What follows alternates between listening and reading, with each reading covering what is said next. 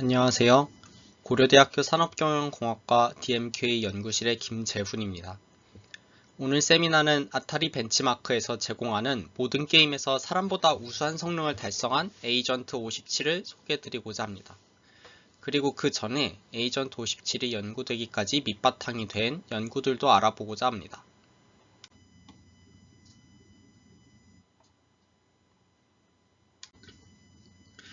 먼저 강화학습에 대한 기본적인 개념을 빠르게 살펴보겠습니다. 강화학습은 기본적으로 주어진 환경에서 설정된 보상을 최대화하도록 순차적 의사결정을 진행하기 위한 모델입니다. 그래서 강화학습을 구성하는 세 가지 요소에는 이렇게 주어진 상황에 대한 상태, 그리고 취할 수 있는 행동, 그리고 그 행동을 취함으로써 얻게 되는 보상이 있습니다. 네, 그래서 팩맨을 한번 예시로 들어보겠습니다. 이때 팩맨은 의사결정을 수행하는 이런 에이전트에 속하고요. 그래서 에이전트를 조정을 해가지고 이런 유령은 피하되 최대한 이런 노란색 네모들을 먹어가지고 점수를 올리는 것이 목표입니다. 따라서 이를 강화학습 관점에서 살펴보면 다음과 같이 표현을 할 수가 있는데요. 주어진 상태에서 에이전트를 오른쪽으로 움직인다면 이제 유령을 만나게 되고 따라서 게임이 끝이 납니다. 그래서 더 이상 점수를 올릴 기회가 주어지지 않습니다. 하지만 이렇게 동일한 상태에서 왼쪽으로 움직여 준다면 먹이를 먹어서 점수를 올릴 수가 있고요. 그리고 또 움직일 기회를 얻습니다.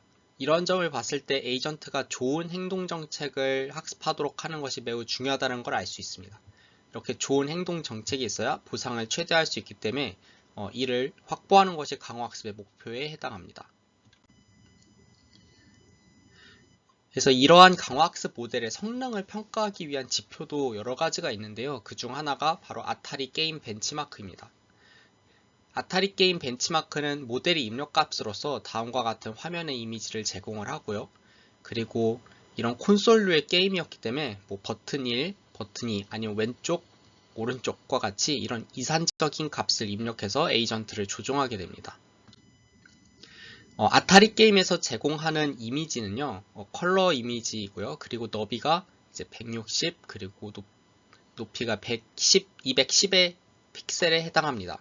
그리고 주어지는 행동의 가지수는 최대 18개가 되고 이보다 더 많이 주어지지는 않습니다. 그리고 게임마다 이제 특정 조건을 달성할 때마다 보상을 주게 되는데요. 그 게임마다 시기와 조건이 모두 다르다는 특징이 있습니다. 그래서 이러한 정보들을 강화학습 모델의 입력값으로 사용하기 위해서는 이를 다음과 같은 작업들을 거치는데요. 우선 이미지의 크기를 84 x 84로 죽이고 그리고 흑백톤의 이미지로 바꿉니다.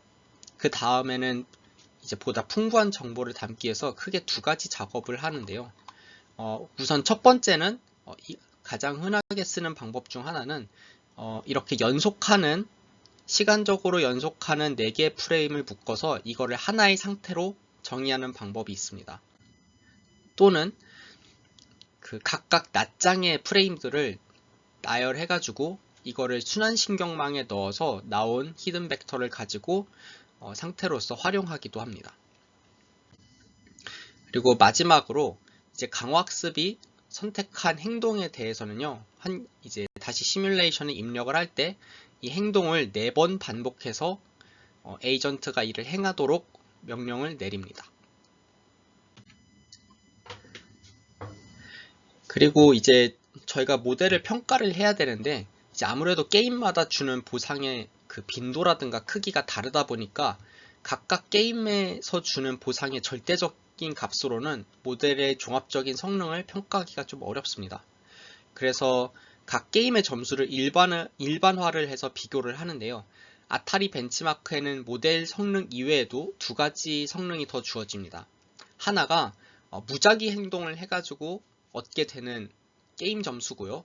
다른 하나는 사람이 직접 플레이를 해서 얻게 되는 게임 점수입니다. 이 두 점수를 활용을 해서 이제 다음과 같이 일반화된 점수를 얻게 되는 것이죠. 방금까지 소개드린 아타리 벤치마크에서 학습을 어렵게 하는 요소가 두 가지가 있습니다.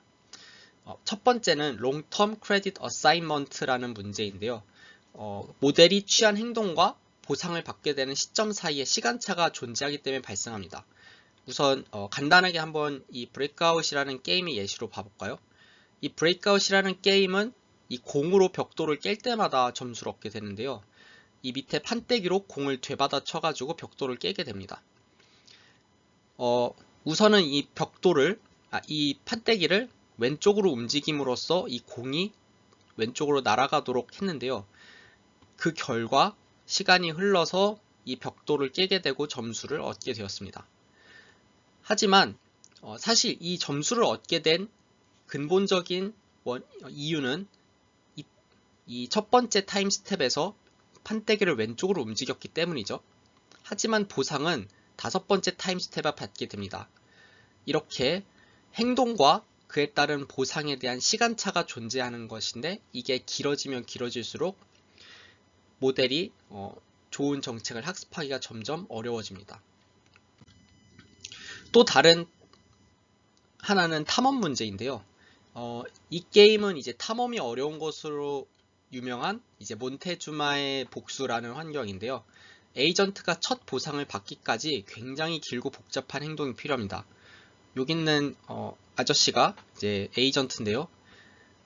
이게 이제 처음에 시작하는 맵입니다. 이 처음에 시작하는 맵에서 첫 보상을 얻기까지에는 이 공간을 뛰어서 줄을 타고 내려와서 착지를 한 다음 사다리를 타고 내려와서 움직이는 해골을 피해서 다시 올라와서 키를 먹어야 그제서야 첫 보상이 이루어집니다. 그래서 많은 모델들이 이렇게 어려운 탐험이 필요로 하는 게임에서 낮은 성능은커녕 아무런 점수조차 받지 못하기도 하였습니다. 그래서 많은 연구자들이 이 아타리 벤치마크에서 제공하는 57개의 게임에서 사람보다 더 뛰어난 플레이를 펼치는 에이전트들을 만들기 위해서 노력을 하였는데요. 이런 연구는 크게 두 방향으로 연구가 이루어졌었습니다. 초기에는 풍부한 연산 자원을 효과적으로 쓰기 위해서 강화학습 모델을 분산학습하는 방법론이 연구가 되었고요. 그리고 이후에는 어려운 환경에서도 좋은 성능을 발휘하도록 분산학습을 기반으로 탐험 요소를 강화하거나 더 안정적인 학습이 이루어지도록 연구가 되었습니다. 아타리 벤치마크가 2013년에 나온 뒤 이런 연구들이 축적되어서 2020년에는 ICML에서 에이전트 57이라는 벤치마크의 모든 게임에서 사람의 점수를 압도한 모델이 나오게 되었습니다. 그래서 오늘 세미나에서는 이 에이전트 57을 포함해서 이 연구가 나오기까지의 밑바탕이 된 연구들을 알아보고자 합니다. 우선 아타리 벤치마크에 시도된 첫 번째 심층 강화학습 방법론은 딥큐 네트워크입니다. 소위 DQN이라고도 불리는데요. 가치 기반의 강화학습에 딥러닝을 접목해서 모델이 이미지 기반의 상태를 잘 처리하고 올바른 행동을 선택할 수 있도록 한 연구입니다. 이에 대해서 간단히 소개만 드리자면, 주어진 상황에서 가장 높은 가치를 갖는 행동만을 선택하는 방법론입니다. 이 높은 가치는 환경에서 주는 보상으로 형성이 되는데요. 환경과의 많은 상호작용을 통해서 계속해서 경험을 쌓고, 그렇게 되면 특정 상황에서는 어떤 행동을 해야 보상을 더 주는지 모델이 학습하게 됩니다. 다만 이제 오늘 세미나에서는 이 DQN 모델이 중요한 부분을 차지하고 있지는 않기 때문에 이렇게 간단하게 말씀만 드리고 넘어가려고 합니다. 하지만 이렇게 DQN, DRQN, PER에 대한 개념들이 중간중간에 나오기 때문에 한번 리마인드 하고 오시는 것도 많은 도움이 될 것 같은데요. 가치 기반 학습을 더 자세히 알고 싶으신 분들은 허정국 연구원과 김정인 연구원이 발표한 아래 두 세미나를 참고하시면 되겠습니다.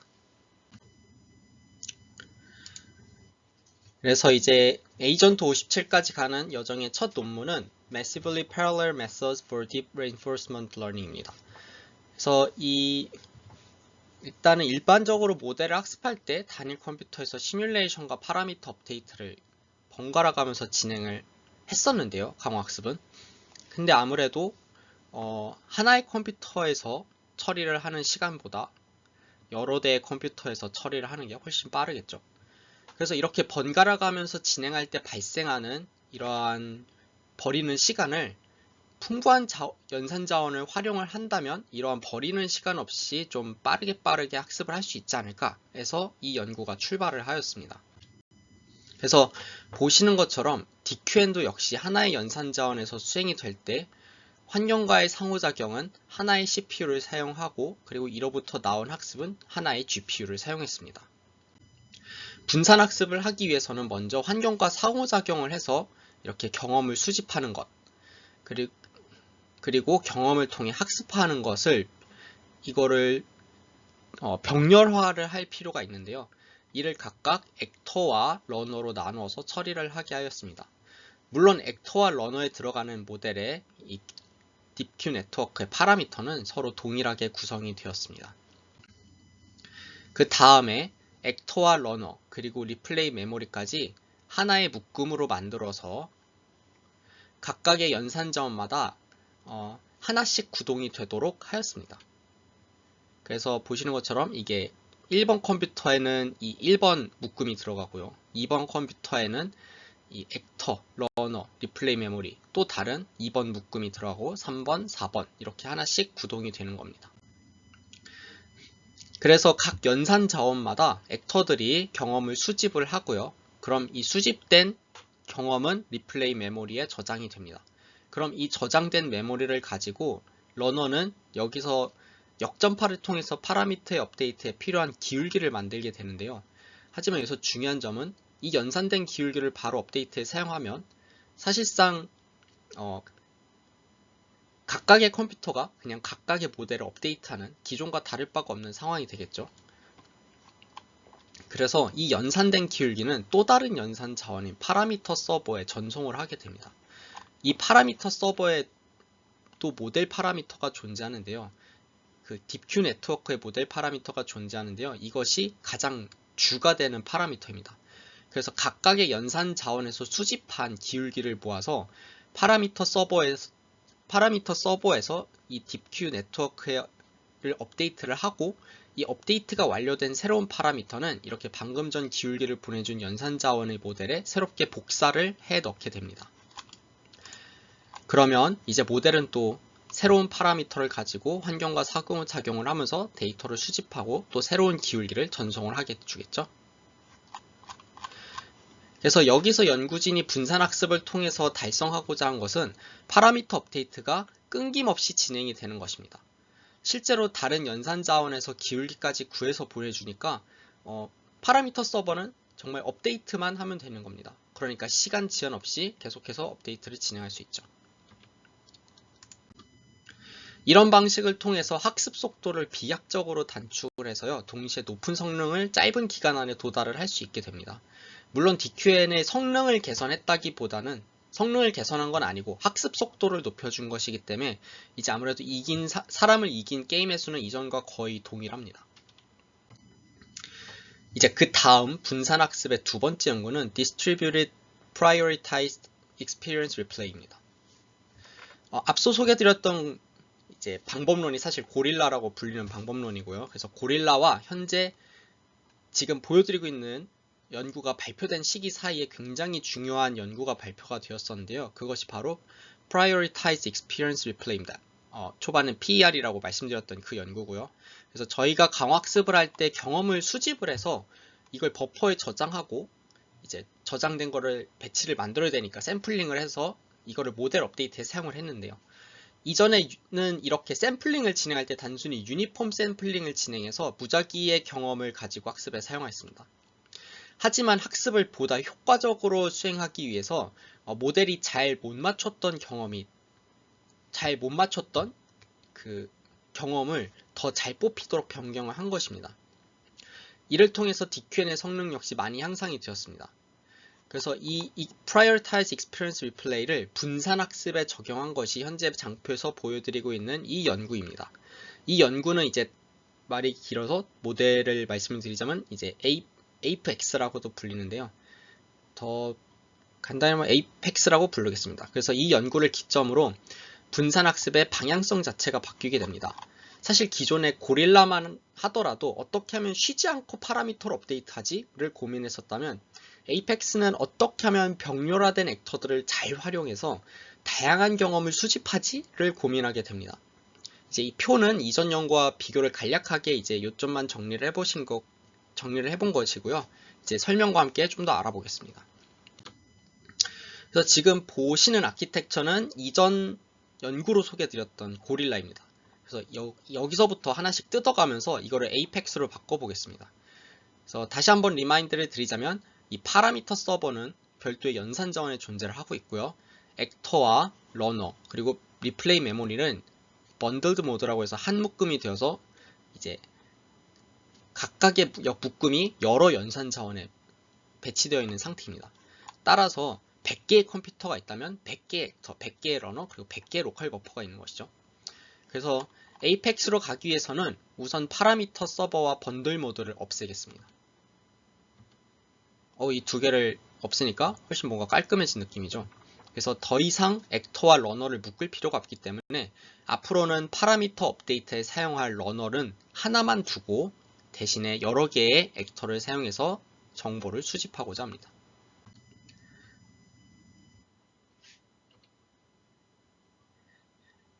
그러면 이제 에이펙스 컴포넌트들에서 설명을 드리겠습니다.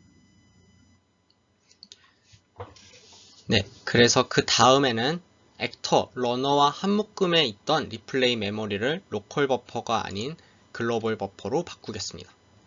이전 연구와는 다르게 이 하나의 액터에서만 경험을 받는 것이 아니라 이제는 여러 액터에서 보내주는 경험을 저장을 할 수 있게 되는 것입니다.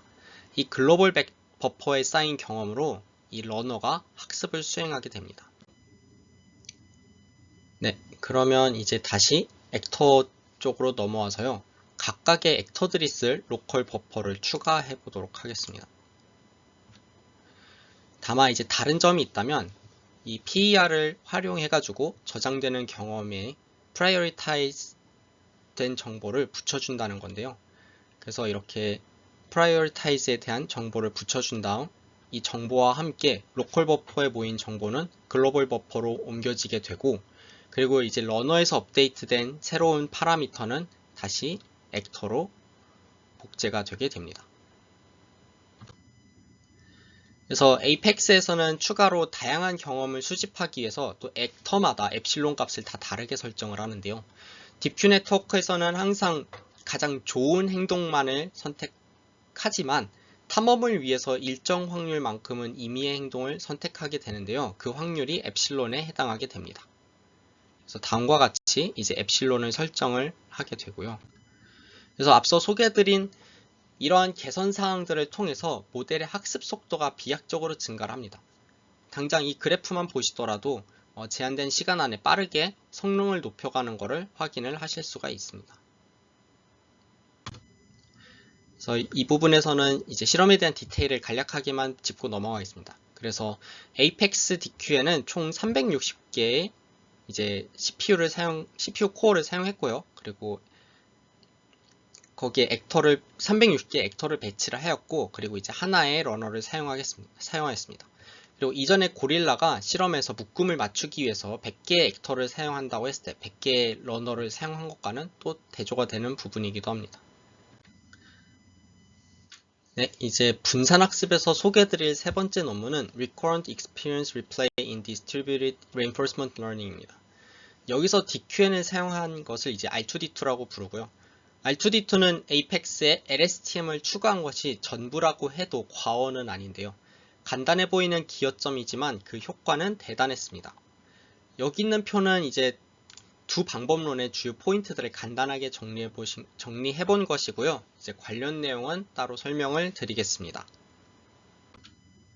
그래서 에이펙스에서 R2D2로 바뀐 점은 정말 DQN에 LSTM을 추가했다는 점입니다. 이전에 나온 연구인 DRQN과 사실상 거의 같은 구조로 변경했다고 보시면 됩니다. 이제 LSTM을 붙였다는 기여점 자체는 되게 단순해 보이지만 또 이를 잘 작동하기까지에는 또 많은 고민이 있었는데요. 우선 LSTM을 쓸 때 일반적으로 초기에 은닉 벡터는 제로 벡터를 많이 사용을 하는데요. 이를 강화학습에서 그대로 적용을 하게 되면 학습이 불안정해진다는 문제가 있습니다. 물론 시퀀스가 긴 경우에는 제로 벡터로 인한 이제 노이즈가 사라지고 다시 올바른 쓸모가 있는 리커런트 스테이트를 회복을 하게 되는데요. R2D2는 이 문제를 해결하기 위해서 아예 실제 리커런트 스테이트를 모두 저장해 놓고 이제 LSTM의 첫 입력 순서에 실제 리커런트 스테이트를 이제 LSTM의 초기 은닉 벡터로 활용을 하고자 하였습니다. 하지만 여기서도 문제점이 또 발생을 하는데요. 리커런트 스테이트는 임베딩된 벡터입니다. 그렇다 보니까 LSTM의 파라미터가 업데이트가 되면 그러면 버퍼에 저장된 이제 리커런트 스테이트는 표현 공간의 차이가 이제 현재 업데이트가 된 LSTM의 이제 표현 공간과 차이가 발생을 하게 됩니다.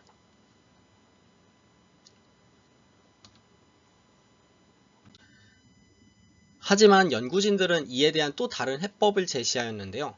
앞서 제로 벡터를 초기 은립 벡터로 사용하더라도 긴 시퀀스가 지나고 나니 리커런트 스테이트가 회복되었다는 내용 기억이 나시나요?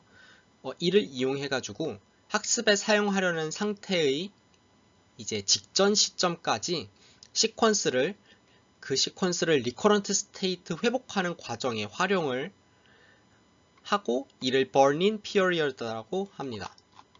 즉 버닝 과정을 거친 리커런트 스테이트는 표현 공간이 이 초반에 들어가는 이니셜 스테이트가 어느 정도 어긋났다고 하더라도 현재 파라미터에 맞게 어느 정도 회복을 하는 것을 의미를 합니다.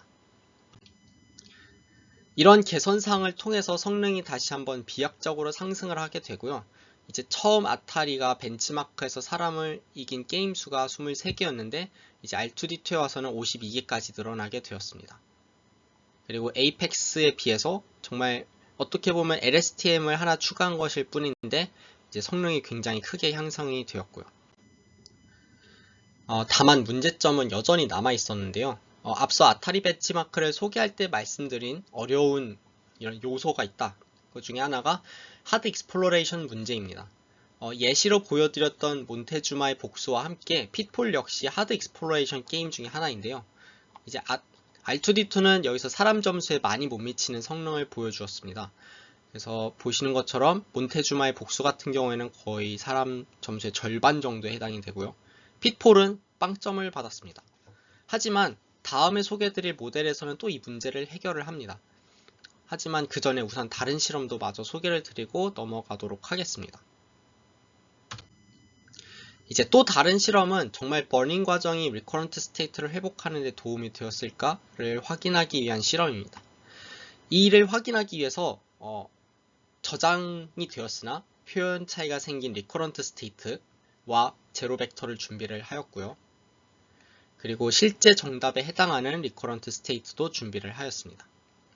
이제 여기서 Q-value discrepancy라는 개념이 나오는데요. 이거는 서로 다른 이니셜 히든 스테이트, 요 두 히든 스테이트가 이제 각각 LSTM을 거쳐서 나온 이제 커런트 스테이트와 그리고 정답에 해당하는 리커런트 스테이트와의 차이를 의미합니다. 정확히는 이제 요게 실제 정답 리커런트 스테이트고 이거는 이제 뭐 이니셜 히든 스테이트가 들어가서 나온 첫 번째 리커런트 히든 스테이트라고 했을 때 이 둘 간의 차이가 이 두 벡터 간의 차이가 Q-value discrepancy라는 것입니다.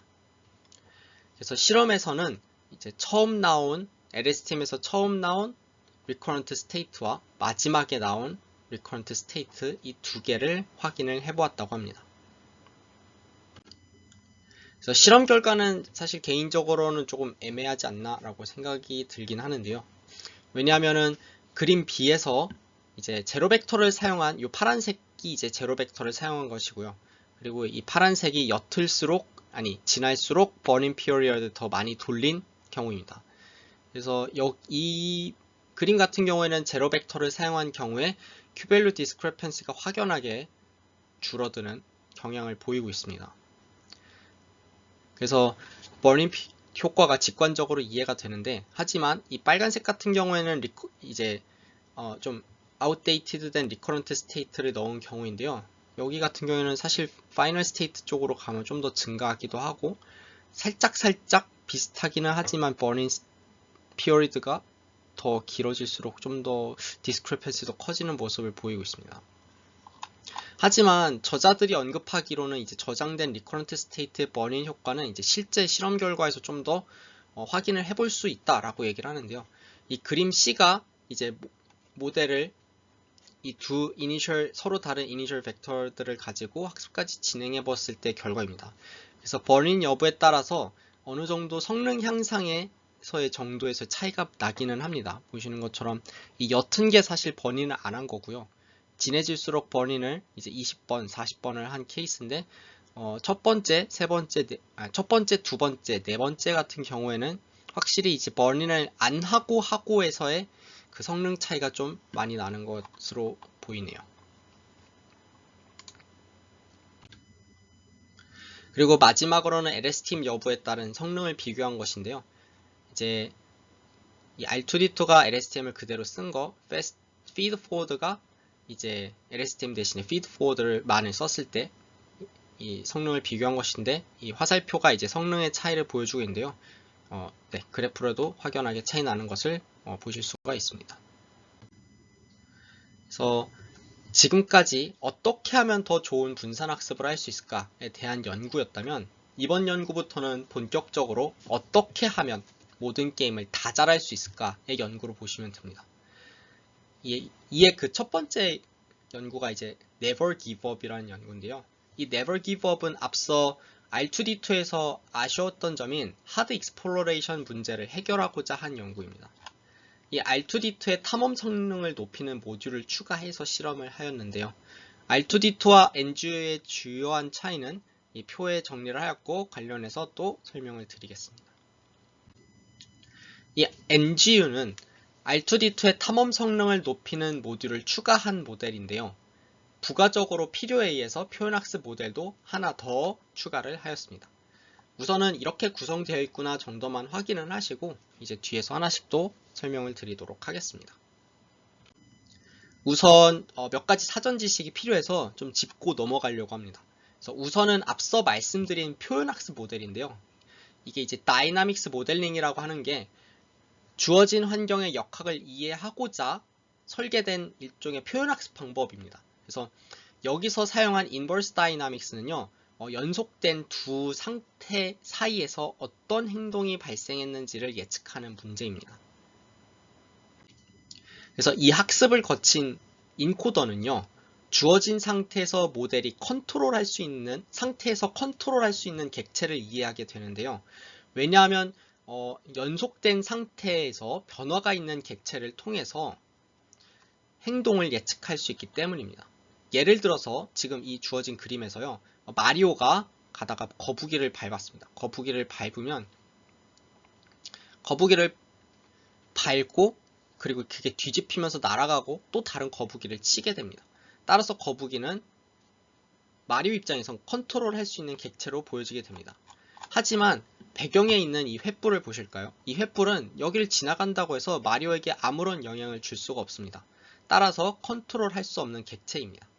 따라서 게임을 수행하고 있는 에이전트에 영향을 미치지 않는 정보는 무시를 하고 특징을 추출하기 때문에 두 상태의 배경이 다르더라도 유사한 상황이라면 같은 인베딩을 뽑을 수 있게 됩니다.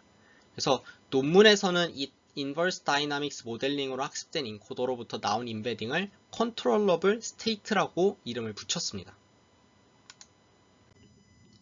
그래서 그 다음에 이제 하나가 더 필요한데요. 그래서 마지막 사전 지식은 탐험 성능을 어떻게 보완할 것인가입니다. 이는 탐험을 더 잘하도록 보상을 추가함으로써 가능한데요. 이러한 보상을 intrinsic reward라고 하고요. 그리고 이제 그래서 먼저 이 intrinsic reward는 환경이 아닌 이제 별도의 모델을 만들어서 모델을 생성하는 보상입니다. 이는 환경에서 제공되는 extrinsic reward에 더해져서 모델이 보다 새로운 상태를 찾아 나서도록 유인을 하는 방법론입니다. 그래서 이 논문에서 사용하는 탐험 모델은 랜덤 네트워크 디스틸레이션인데요. 이제 그림에서 이 타겟 네트워크는 처음에 주어진 초기 파라미터를 그대로 고정을 해서 그럼 당연히 어떤 인풋이 들어갔을 때 단순히 이제 랜덤 피처를 뽑게 되겠죠. 그래서 랜덤 피처를 출력하도록 합니다. 그리고 이 프리딕터 네트워크는 사실 이제 학습이 가능한 네트워크인데요. 이 랜덤 피처를 계속 예측하고자 학습을 하게 됩니다. 그리고 이때 예측을 하면서 나오는 손실값을 인트린직 위어드로 사용을 합니다. 그래서 처음에는 전혀 예측을 하지 못해서 큰 예측 손실이 발생하지만 유사한 상태를 경험하면 경험할수록 이 랜덤 피처도 결국에는 고정된 값이기 때문에 더 잘 예측을 할 수 있게 되겠죠. 그렇게 되면 이 손실값이 내려가니까 손실값이 내려가게 됩니다. 그러니까 많이 볼수록 손실값이 내려간다. 많이 볼수록 호기심이 덜하게 된다. 호기심과 같은 개념으로 사용이 가능합니다. 그러면 이제 본격적으로 NG에 대해서 설명을 드리고자 하는데요. 우선은 탐험 모듈이 크게 두 가지가 있는데요. 이 중 첫 번째인 에피소딕 노벨티 모듈에 대해서 알아보겠습니다. 여기서 생성하는 에피소딕 리워드가 인트린직 리워드로 보시면 되는데요. 에피소딕 리워드는 단 하나의 에피소드 안에서만 새로운 상태를 판단하고 이를 보상으로 계산을 합니다. 그래서 우선 수집한 상태들을 인버스 다이나믹스로 학습한 인코더를 통해서 컨트롤러블 스테이트로 만들어서 여기 에피소딕 메모리라고 하는 전용 버퍼에 저장을 합니다. 그 다음에 이제 현재 계속 진행하고 있는 에피소드에서 수집한 상태를 다시 컨트롤러블 스테이트로 만들고요. 그럼 이 컨트롤러블 스테이트를 이제 이 메모리에다가 이제 질의를 합니다. 나랑 비슷한 컨트롤러블 스테이트가 있니? 하면은 여기서 가장 유사한 K개의 컨트롤러블 스테이트를 버퍼에서 꺼내서 이 질의에 사용했던 이 벡터와 유클리드 거리를 사용해가지고 에피소딕 리워드를 계산합니다. 그래서 자세한 계산식은 여기 있으니까 참고를 하시면 되고요. 그래서 일단 에피소딕 리워드라는 것을 만들었습니다. 그 다음에 두 번째로 알아볼 탐험 모듈은요. 라이프롱 노벨티 모듈입니다. 앞서 계산한 에피소딕 리워드는 하나의 에피소드 안에서 얼마나 새로운 상태를 발견했는가에 대해서 계산을 한 거라면요. 여기서 구할 라이프롱 큐리오시티 팩터는 그 상태가 에피소드 간의 관점에서는 또 얼마나 새로운지를 측정을 하는 것입니다. 그래서 앞서 말씀드렸던 이 R&D 구조를 그대로 활용을 했고요. 다만 다른 점이라고 한다면 거기서 구하는 MSE 로스를 이제 일반화된 값을 사용해가지고 씁니다. 그래서 앞서 그 R&D 모듈의 노멀라이즈 된 MSE 로스로 구한 값은 이제 Lifelong Curiosity Factor라고 하는 값이고요. 그 값을 이 에피소딕 리워드에 곱해가지고 최종 인트린직 리워드를 생성을 하게 됩니다. 여기서 Lifelong Curiosity가 하는 역할은요. 그러면 에피소드 간에서도 보기 드문 상태를 발견했다 라고 했을 때 이 에피소딕 리워드의 값을 좀 더 가중치를 주는, 증폭을 시켜주는 역할을 한다고 보시면 되겠습니다. 그래서 앞서서 에이펙스에서는 액터마다 다양한 엡실론을 부여해서 다양한 탐험 정책을 만들고자 하였는데요. NG에서는 이에 한 발 더 나아가서 학습한 인트린직 리워드의 반영 정도, 그러니까 exploration rate와 가치 기반 학습의 손실함수에 쓰는 디스카운트 팩터도 그 값을 다양하게 부여하려고 합니다. 그리고 이 아래에 보시면 일단 먼저 그 exploration rate부터 설명을 드리려고 하는데요. 이 밑에 보시는 이 숫자들이 이제 각 액터들의 인덱스에 해당이 되고요. 이 인덱스마다의 이 값을 그대로 액터에게 적용을 하게 됩니다. 그래서 우선 여기서 exploration rate 같은 경우에는 다음과 같이 뒤로 갈수록 탐험에 집중하는 정책을 더 강하게 유도하게 되고요. 그리고 이 디스카운트 팩터 같은 경우에는 뒤로 갈수록 좀 더 현재 보상에 집중을 하도록 만듭니다. 따라서 각 액터별로 다음 표와 같이 이제 exploration rate와 그리고 디스카운트 팩터의 조합을 사용하게 되는데요. 그 이유는 이제 액터 32번과 같이 익스플로레이션 레이트가 큰 경우에는 현재 새로운 상태를 발견해서 얻는 보상이 커지는 게 목적이기 때문에 지금 당장의 보상이 더 중요하기 때문에 상대적으로 작은 디스카운트 팩터를 받아도 되고, 액터 1은 익스플로이테이티브한 에이전트이기 때문에 이제 특정 상태의 행동에서 받은 피드백을 학습하는 것이 더 중요합니다. 특히 이제 롱텀 크레딧 어사인먼트 같은 상황에서 그런 걸 고려하기 때문에 이제 좀 더 미래의 보상까지도 이제 반영을 할 수 있는 디스카운트 팩터가 큰 값으로 받게 되는 것이죠. 이렇게 탐험 요소를 강화한 NGU는요, R2D2보다 하드 익스플로레이션 환경에서 더 좋은 모습을 달성을 하였습니다. 그래서 기존에 굉장히 어려웠던 이 몬테주마의 복수나 핏폴에서도요, NGU는 굉장히 이제 좋은 성능을 보여주었고요. 프라이빗 아이에서도 굉장히 압도적인 성능을 보여주었습니다. 하지만 이런 탐험 방법론의 고질적인 문제점 중 하나가 이제 모델의 다른 기본 성능을 떨어뜨린다는 점입니다. 하드 익스플로레이션 환경에서 성능은 확보했지만 이제 R2D2와 직접적으로 모든 환경을 다 비교해 본 값을 보면요, 오히려 하드 익스플로레이션 환경에서는 성능을 확보하였지만 다른 게임 환경에서는 오히려 성능이 많이 떨어진 것을 확인할 수 있습니다. 그래서 다음에 알아볼 에이전트 57에서는 이러한 트레이드 오프를 해결하고자 합니다. 그래서 이제 이번 세미나의 마지막 논문인 에이전트 57입니다. 에이전트 57은 NGU의 단점을 보완해서 아타리 벤치마크의 모든 게임에서 사람의 점수를 넘어선 최초의 모델입니다. 두 모델 간의 이제 주요한 차이는 표에 정리를 해두었고요. 그럼 이제 관련해서 설명을 드리겠습니다. 그래서 NG에서 낮은 성능을 기록하는 것에 대해서는 다음과 같이 분석된 원인들이 있다고 하는데요.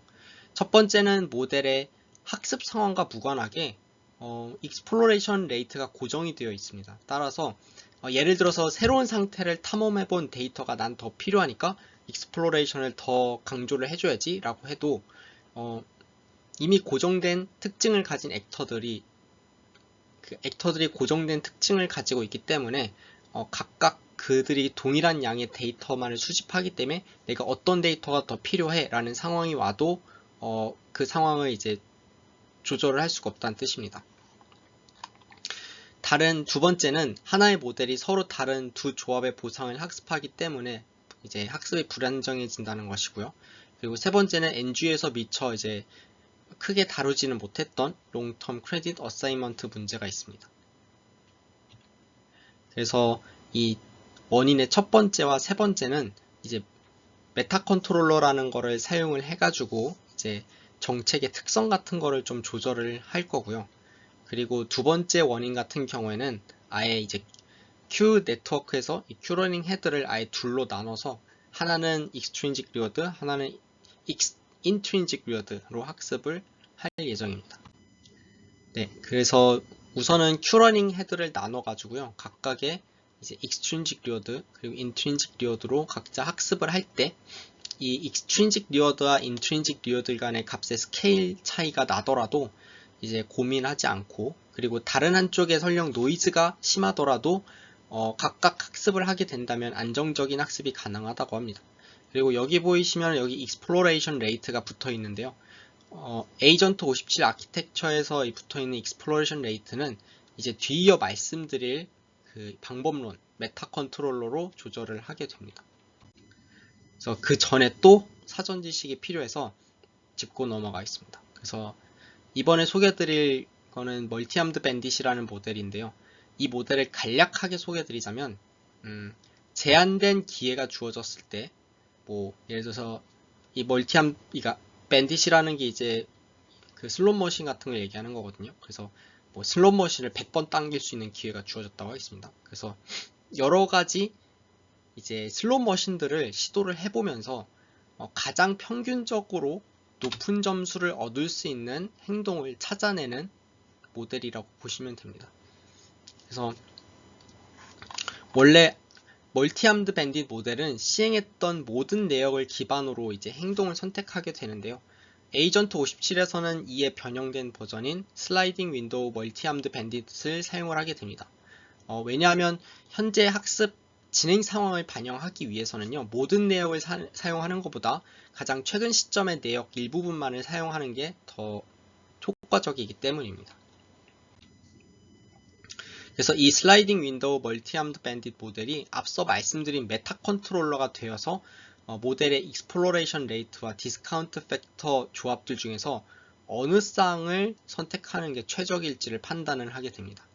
이 메타 컨트롤러에 의해서 선택된 조합은 한 에피소드 동안 유지가 되고요. 에피소드가 종료된 후 얻은 디스카운트가 적용되지 않은 리턴으로 이 메타 컨트롤러의 밸류를 이제 계산을 하게 됩니다. 그리고 이 메타 컨트롤러는요, 하나를 가지고 모든 액터에 적용을 하는 게 아니라요, 각각의 액터마다 하나씩 고유의 메타 컨트롤러가 부여가 돼서 이 방금 말씀드렸던 인자들을 조절을 하게 됩니다. 그래서 앞서 소개드린 부분을 개선을 해서 이제 탐험 요소를 강화하면서도 다른 기존 성능들을 훼손하지 않을 수 있었다고 합니다. 그리고 그 결과 아타리 벤치마크의 모든 게임에서 사람의 점수를 이제 뛰어넘는 결과를 달성하게 됩니다. 그래서 한편 두 개선점의 효과도 확인을 해봤는데요.